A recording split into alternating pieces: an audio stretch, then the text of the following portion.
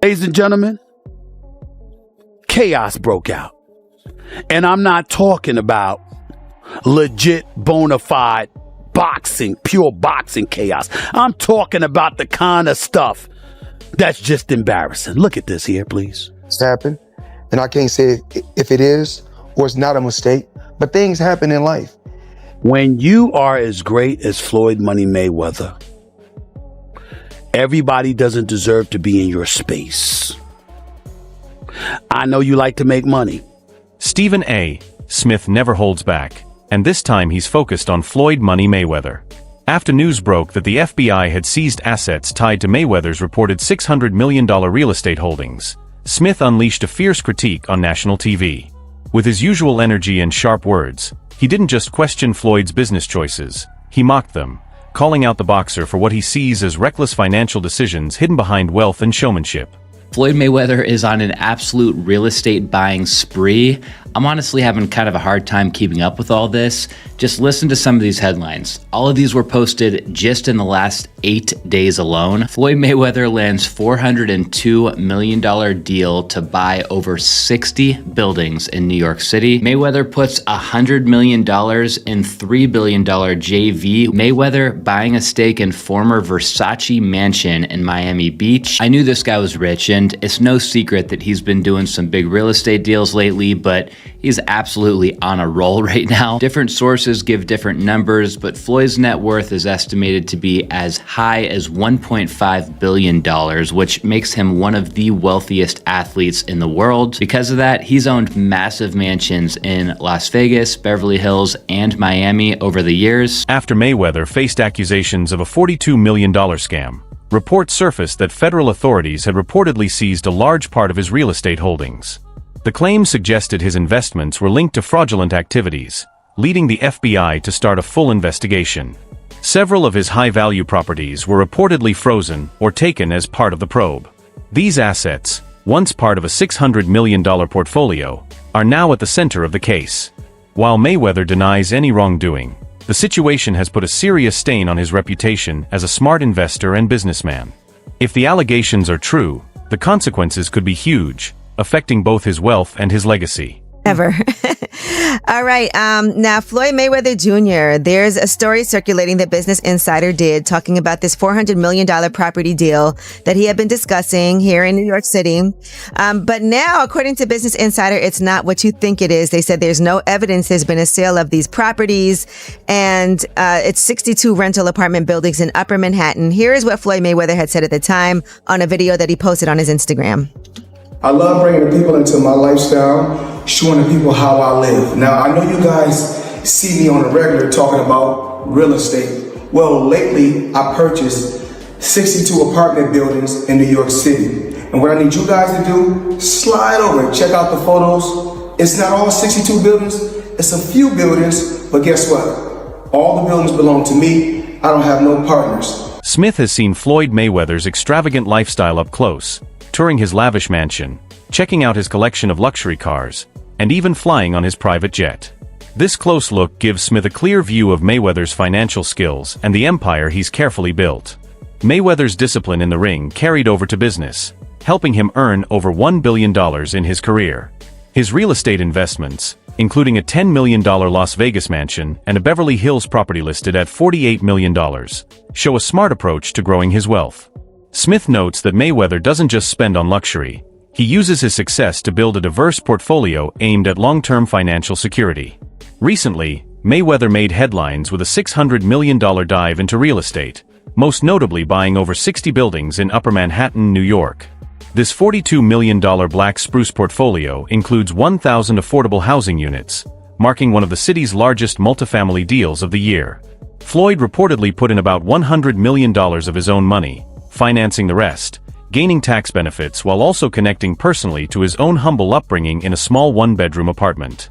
estate. This all started with the announcement that Floyd was buying a $402 million multifamily portfolio called the Black Spruce portfolio. A source revealed to The Real Deal that he went into contract to pay $402 million for a 1,000 unit affordable housing portfolio of more than 60 buildings. These buildings are concentrated in the upper Manhattan area, and this deal would make for one of the city's biggest multifamily deals of the year. Anyways, we know Floyd is big on putting his money into commercial real estate deals, but a 1,000 unit multifamily portfolio is a massive buy, even for a guy like him. The question is, why would he, or anybody for that matter, be interested in buying all of these affordable housing units all at once? Well, for one, some of this portfolio is reported to offer a tax exemption due to the fact that the majority of the units are designated as affordable housing. For two, Mayweather shared that this deal holds some emotional significance for him and his family.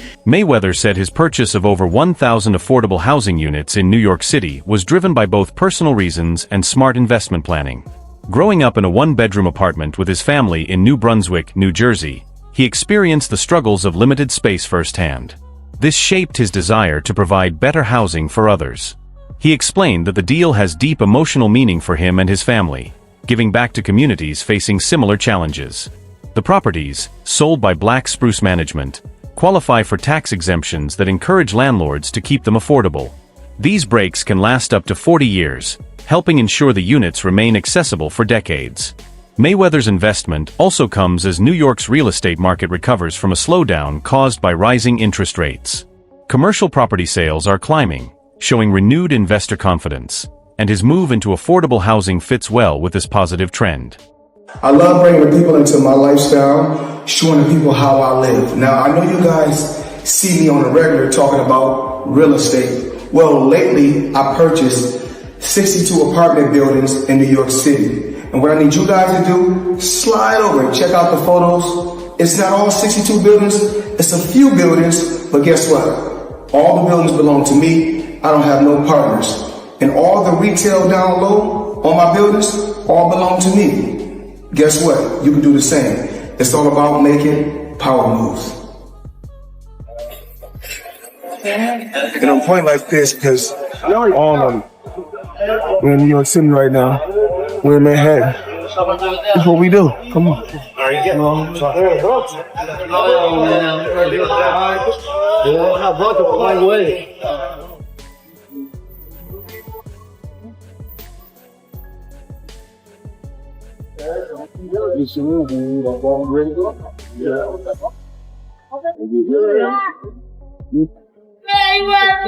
I can't stop.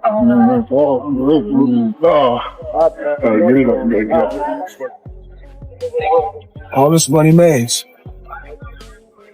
No partners. All by myself. Over 1,000 apartments. I'm just getting started.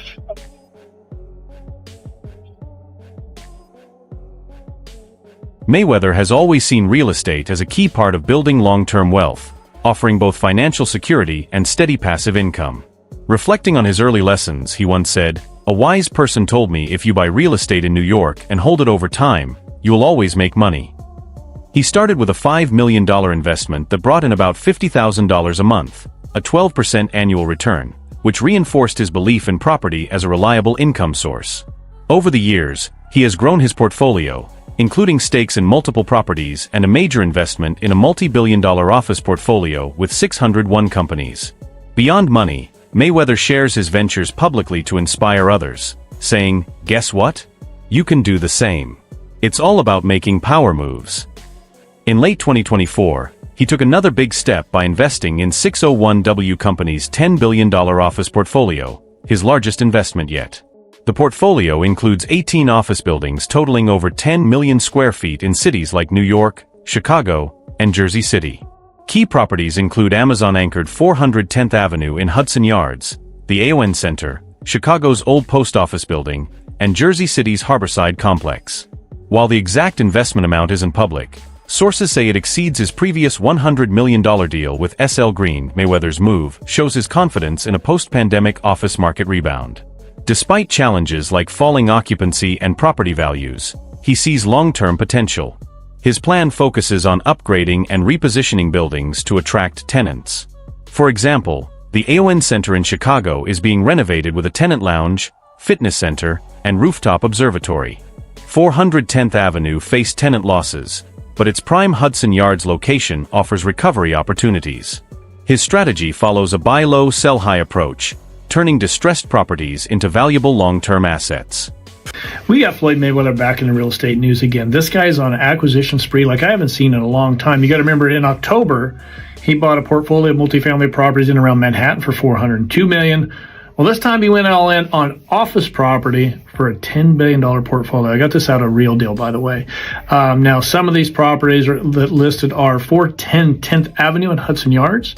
You got Jersey City's Harborside Office Complex.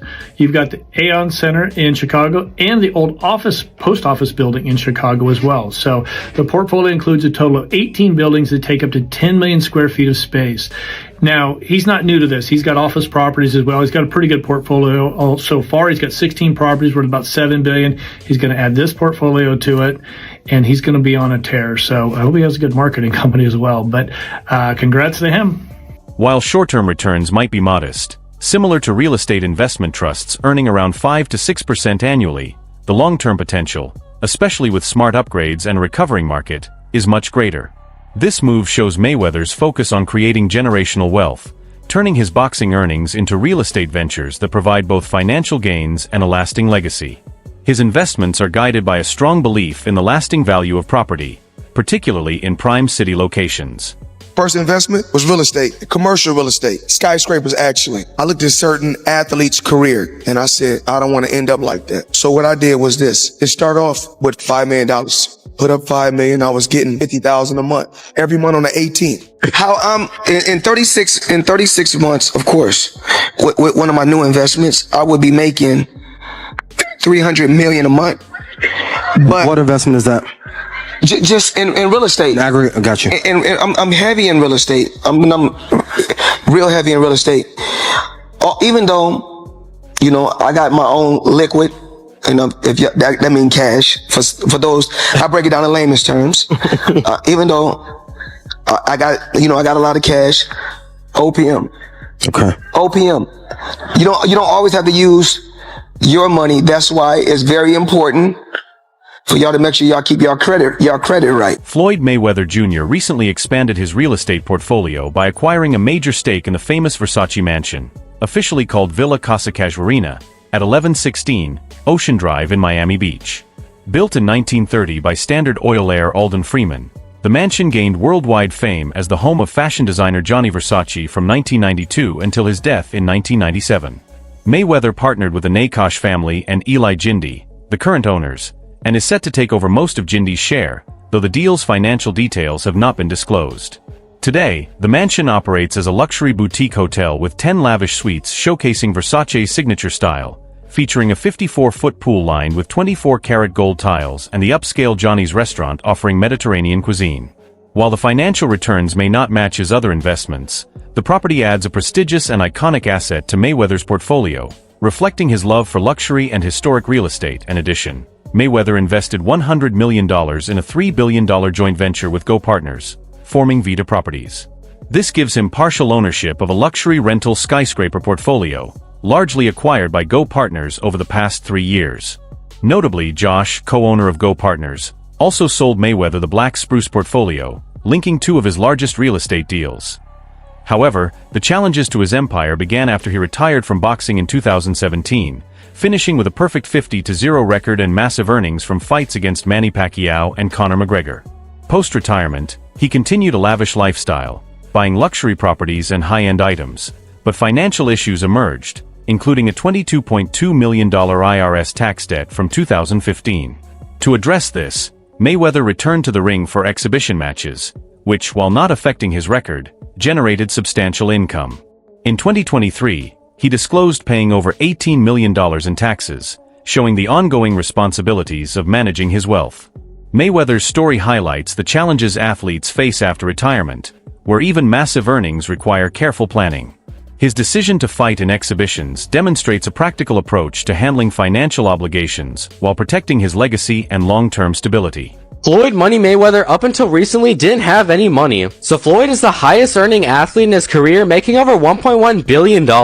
And after making a killing, he ended up retiring in 2017. However, he dug himself into a hole after making super lavish purchases like this LA mansion. It was so bad that he actually owed $22.2 million to the IRS, which made him have to come out of retirement to pay that back. Like and follow for more. Stephen A. Smith's respect for Floyd Mayweather began to wane when the boxer turned to exhibition matches after retiring. While Mayweather once fought for titles and legacy, his return seemed driven mostly by money. A clear example was his widely publicized fight against YouTuber-turned-boxer Logan Paul. Smith didn't hold back, saying the match had no real competitive value. With little boxing experience, Logan Paul posed no real challenge to a champion like Mayweather. For someone who once ruled the sport, stepping into the ring with an internet celebrity came across as more of a cash grab than a fight for greatness. Boxers, if not the greatest boxer in history. He's absolutely sensational. But he retired years ago, and for me personally, I know these exhibition matches are entertaining. I like the one with Conor McGregor, not so much the one with Logan Paul. Looking at these exhibitions and all of that stuff, that little melee and stuff don't matter to me. As far as I'm concerned, it could have potentially been orchestrated. I don't know.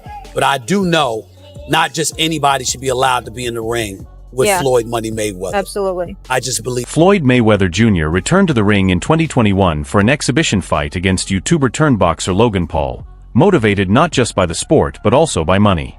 Although the fight was a pay-per-view success, Logan Paul later claimed that Mayweather hadn't paid him fully, saying he was owed between $1 million and $3 million. Paul publicly stated, "No, he has not paid me in full. That is a fact." Mayweather responded by explaining that delays in payment are common in these deals, noting, "The money on the back end from pay-per-view, that takes a while. Nothing comes right away. I'm still collecting checks from fights 7 or 8 years ago." He also suggested Paul should be satisfied with the large earnings from the event. Stephen A. Smith criticized Mayweather for choosing opponents far below his level, seeing these matches as driven by money rather than a desire to protect his legacy. In a direct interview, Smith asked if Mayweather valued wealth over legacy. Mayweather's focus on business and revenue reinforced Smith's view that financial gain had become more important than the respect and reputation built from his boxing career. Many agreed, feeling that Mayweather's post-retirement choices were slowly eroding the legacy he had earned through years of dedication. Did you fight Floyd or something? Yeah. Did he pay you to lose? What happened? He didn't pay me. I wish you'd paid me. How much you owe you? Probably between 2 and 3. Yeah. You got it on you by any chance? I have it in Nigerian money. I'll give you 10 million in Nigerian money. That's about $1,100. So is that your only loss was Floyd? No, I didn't lose. It was an exhibition. So there's no loser. There's no loser in the exhibition? No. So you both are winners? It's like a tie. That's not a good feeling. It's like tongue kissing your sister or something. Not a great feeling. In a frank interview, Stephen A. Smith asked Floyd Mayweather, "What matters more, your money or your legacy?" The question called for reflection, but Mayweather's answers focused on his financial achievements. He spoke proudly about his business skills and the money he earned from various ventures. To Smith, it seemed clear that Mayweather valued wealth over the respect and honor that come from protecting his boxing legacy. The exchange highlighted a wider feeling that Mayweather's priorities had shifted from the sport itself to chasing profits. His choices in exhibition fights and focus on business painted the picture of a fighter more interested in earning money than solidifying his place in boxing history. You made money. You're gonna make a hell of a lot more money. But the main thing is, I made smart investments, and I still make millions every month. Do you care about your boxing legacy? More than what? We ain't gonna say more than money. We know better. We're not gonna say more than money. We know better. More than my family? No. So what's more important? My children. Because when I make this money, you know what? I put my children and my family in a position that they are entrepreneurs. They are bosses. I don't want my kids to have to answer to nobody. So I will take the long road. I will take the bumps and the bruises for them. Stephen A. Smith is sharing his perspective based on what's publicly known about Mayweather's financial moves and post-retirement decisions, so it's grounded in observable facts, like the IRS tax issues, real estate purchases, and exhibition fights, but it's also filtered through his opinion and commentary style. He's highlighting patterns that suggest Mayweather prioritizes wealth over legacy, which some people see as truth, while others might view it as dramatic media framing. So it's a mix. There's a factual basis, but Smith is also emphasizing the narrative angle to make a point. If you want, I can break down exactly which parts are documented facts versus opinion or speculation.